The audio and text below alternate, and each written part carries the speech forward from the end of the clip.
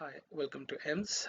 In this video, we are going to show how to describe student discount and fine, student's fine, uh, which you will be able to collect the fine or allow discount at the time of collection of the fees. So if you go to fee setup, fees discount,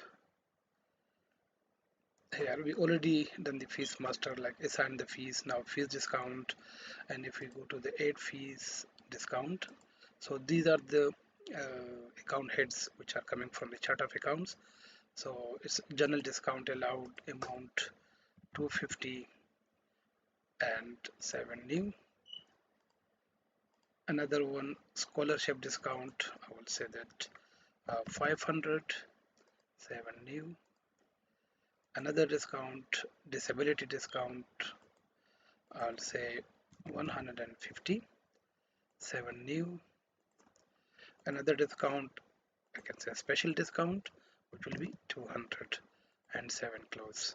So you will be able to see these lists if you want to allow or apply discount to any students during the time of collection of fees. Same, we are going to define fine.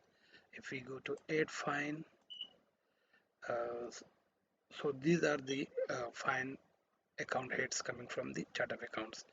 So students fine received late fee payment fine, and late fee payment fine, you can describe it here, description, but that is 50p if he is paying later on. 7 new. Next one is attendance fine, you can say 25 a for each day or whatever. 7 new. Another one is library fine, you can say 20 for each book you can collect from them. And other fine, it's general fine, so I will say 100 and 7 close. So when you are going to collect fees and you want to collect fine as well, you can do that during collection of the fees. Or if you want to apply any kind of discount, that will be done from there as well. So that's how we are uh, defining or explaining the fees discount and the amount of fine which we will be going to receive from the students. Thanks for watching.